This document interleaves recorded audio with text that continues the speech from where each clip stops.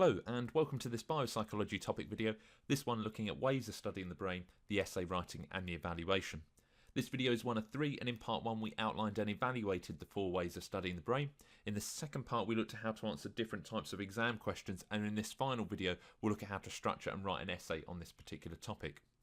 Let's imagine you've got the following essay question: discuss ways of studying the brain for 16 marks. A possible structure might look like this. So you might outline fMRI and EEG. I recommend only outlining two different ways of studying the brain because there is a danger if you do three or four that the quality and depth of your answer will be reduced. Then you might evaluate in terms of temporal resolution, where you say fMRI has better temporal resolution than EEG. You might evaluate in terms of spatial resolution, where this time round you'll say that fMRI has better spatial resolution than EEG. And then finally you might talk about causation and the fact that fMRI and EEG do not show causation particularly well. If you've got time, you might have time to embed some issues and debates, and the idea of biological reductionism and experimental reductionism work really nicely here. So let's start by looking at an outline, and remember the aim is to provide a clear, concise, well detailed and accurate outline that's approximately 150 to 175 words long. So here's one I wrote earlier. I said fMRI is a brain scanning technique that measures blood flow in the brain when a person performs a task. fMRI works on the idea that neurons in the brain which are the most active use the most energy in the form of oxygen and glucose. Deoxygenated and oxygenated hemoglobin have different magnetic qualities, and an fMRI scanner can detect these different magnetic qualities and can be used to create a moving 3D map of the brain.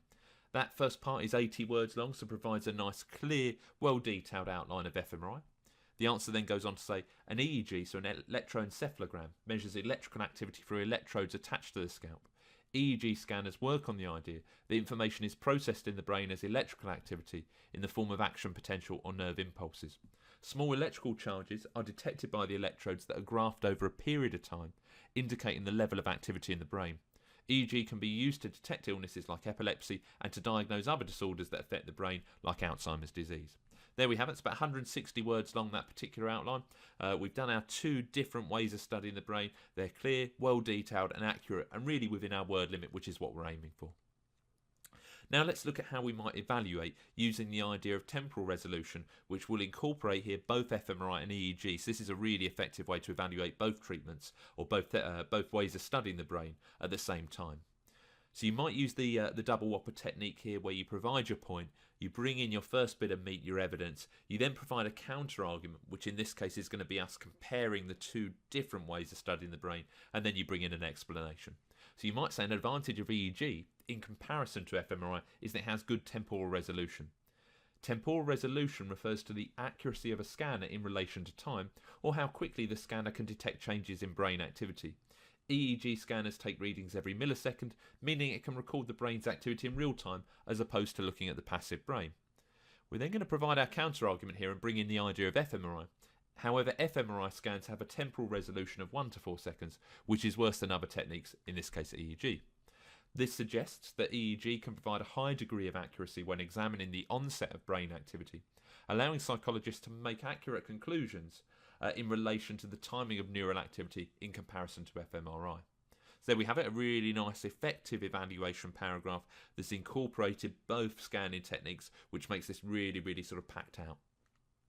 Let's do exactly the same now for spatial resolution, but flip it the other way around. This is going to be a strength for fMRI and a weakness for EEG. So here you might say, however, a strength of fMRI in comparison to EEG is that it has good spatial resolution. Spatial resolution refers to the smallest feature that a scanner can detect and is an important feature of brain scanning techniques. Greater spatial resolution allows psychologists to discriminate between different brain regions with greater accuracy. fMRI scanners have a spatial resolution of approximately 1 to 2 millimeters, which is significantly greater than other techniques, in this case EEG. EEG, on the other hand, can only detect activity in superficial regions of the brain, that's the surface regions of the brain. Therefore, psychologists can determine the activity of different brain regions with greater accuracy when using an fMRI scanner in comparison to when using EEG, which makes fMRI an ideal choice when trying to pinpoint specific brain regions. And we could, if we wanted to sharp here, link that to the idea of localization of function. Okay.